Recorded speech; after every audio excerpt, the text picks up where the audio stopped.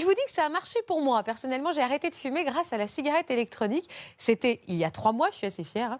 Seul petit hic, au moment où je l'utilisais, tout le monde n'arrêtait pas de me répéter qu'elle pouvait se révéler très dangereuse. Alors, à 100% Mag, on a voulu connaître le fin mot de l'histoire. La cigarette électronique présente-t-elle des risques? Et si le plus grand piège était d'en devenir accro, justement? Je sais de quoi je parle. En tout cas, vous allez tomber accro de ce sujet de Julie Lotz.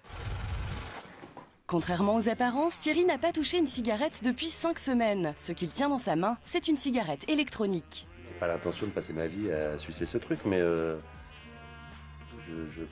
pense que ça va m'aider à m'arrêter. Milan, lui, utilise la cigarette électronique depuis 1 an et demi. Là, j'ai un goût chocolat. Et là, j'ai banane avec un peu de tabac. Chewing-gum, Malabar. Des saveurs et des modèles de plus en plus séduisants, des adeptes de plus en plus nombreux, tous viennent pour la même raison. J'ai arrêté de fumer la cigarette. Du jour au lendemain, j'ai complètement stoppé la cigarette normale. La cigarette électronique serait la solution en vogue pour arrêter de fumer, mais plusieurs questions se posent. Est-ce sans risque? Pire, peut-on devenir accro à la cigarette électronique? Nous avons essayé d'en savoir plus. Thierry fumait depuis 30 ans. Il a presque tout essayé pour arrêter. Voici son stock de comprimés, de patchs et d'inhaleurs. Il s'agit de mettre une cartouche dedans, tirer dessus. C'est quand même pas très chic. À 47 ans, ce photographe pense avoir trouvé la solution. Ça m'aide, parce que tu as cette sensation de fumer. Voilà. Donc oui, je pense que je vais pas tarder à être un ancien fumeur. Oui. En tout cas, il ressent déjà des effets positifs. Ça n'a pas cette espèce de goût de tabac où la première clope du matin te fait quand même une haleine de cow-boy. Et en plus, ça sent rien. Alors c'est quand même assez pratique. Moi, je dérange plus. C'est dans cette boutique que Thierry a trouvé l'objet qui permet d'arrêter de fumer tout en continuant à fumer. Enfin, pas exactement. On vapote. On vapote. Vapoter, comprenez, aspirer et expirer de la vapeur. Comment ça marche? Une cigarette électronique, c'est une batterie rechargeable et une résistance qui chauffe un liquide pour le transformer en vapeur. On retrouve des parfums proches du tabac. On peut ou non mettre de la nicotine comme dans la cigarette normale. L'électronique, en revanche, ne contient ni goudron ni ammoniac. Elle est donc, pour ses revendeurs, une manière de fumer sainement et à moindre coût. Environ 60 € pour le kit de base et 6 € pour une recharge qui équivaut à 6 paquets de cigarettes classiques. C'est environ 4 fois moins cher que le tabac en moyenne. Le business est florissant, les boutiques spécialisées dans la vente de cigarettes électroniques sont de plus en plus nombreuses. On a commencé avec globalement 8-10 clients jour. Aujourd'hui, on va dire 6 mois et demi après, on est plutôt sur 40 à 50 clients jour aujourd'hui. Des clients qui sont tous là pour la même raison. L'objectif, c'est d'arrêter avec le moins de douleur possible. Je pense que pour moi, les gestes les plus durs à perdre dans la cigarette sont le geste, la sensation de la fumée passe dans la gorge. Et en fait, tout ça, on le retrouve avec la cigarette électronique. La cigarette électronique serait-elle la méthode pour arrêter le tabac? Non, répondent les autorités sanitaires. Explication. La cigarette électronique n'est en aucun cas une méthode de sevrage tabagique. Donc les substituts nicotiniques qui sont pour le sevrage tabagique sont des médicaments.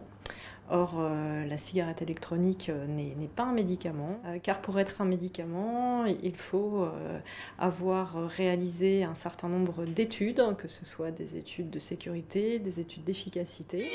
En l'absence d'études scientifiques, les autorités de santé ont émis un avis déconseillant l'utilisation de la cigarette électronique.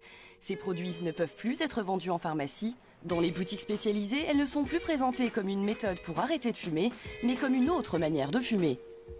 C'est quelque chose qui est en même temps santé et festif. Milan, 19 ans, s'est mis lui aussi à la cigarette électronique pour arrêter le tabac. Aujourd'hui, il trouve son plaisir dans les saveurs. Je sais que le matin, je vais prendre vraiment une cigarette. Après, quand je vais approcher de l'après-midi, je vais passer sur du chocolat. Et en fin de soirée, tout ce qui est un peu plus agrumes, citron, fruité pour la fin de soirée. Et je vais recharger mon atomiseur avec du liquide.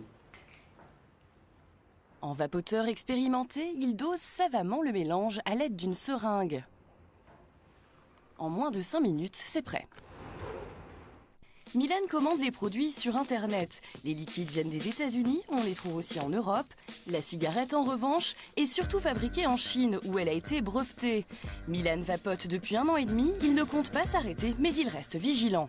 Pour l'instant, moi, je veux continuer à vapoter, mais en sachant ce que je vapote. Donc en sachant voir si j'ai des risques sur ma santé ou pas.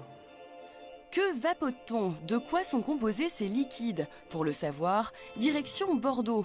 Nous y retrouvons l'un des rares producteurs français de liquide pour la cigarette électronique. Alors les liquides sont principalement composés donc, de propylène glycol, de glycérine végétale, des additifs alimentaires courants qu'on peut retrouver en alimentation, en pharmacie, en cosmétique. En fait, on en consomme un peu tous les jours sans vraiment le savoir. Notamment en pâtisserie, dans les glaçages ou en boîte de nuit via les machines à fumer. L'inhalation de ces liquides chauffés est-elle pour autant sans risque? Nous avons demandé l'avis d'un pneumologue.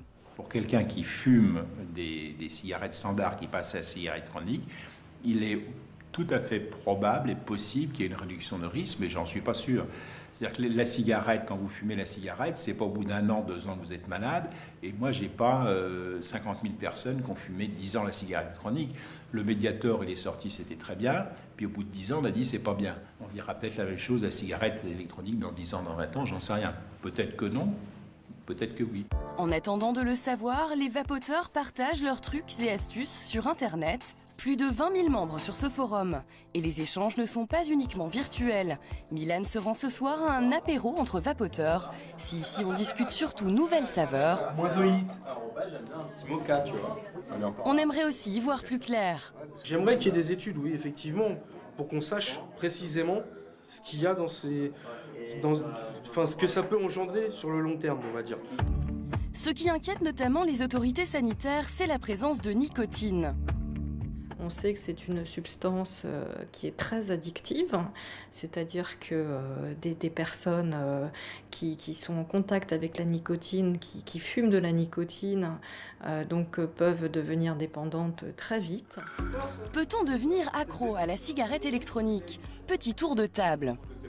Je vapote le matin, le midi, le soir. Je pense que je peux m'en passer, oui. Ça devrait être possible. Ça n'est pas une addiction, mais c'est un plaisir. Alors le problème de la cigarette électronique, c'est de savoir si la nicotine arrive dans la bouche et absorbée par la bouche ou dans le poumon comme une cigarette normale. Est-ce que la cigarette électronique, ça peut rendre addict? Aujourd'hui, je ne sais pas. Les consommateurs restent donc dans le flou. Mais l'engouement pour le produit est bien là. En début d'année, les géants du tabac ont investi dans ce nouveau marché.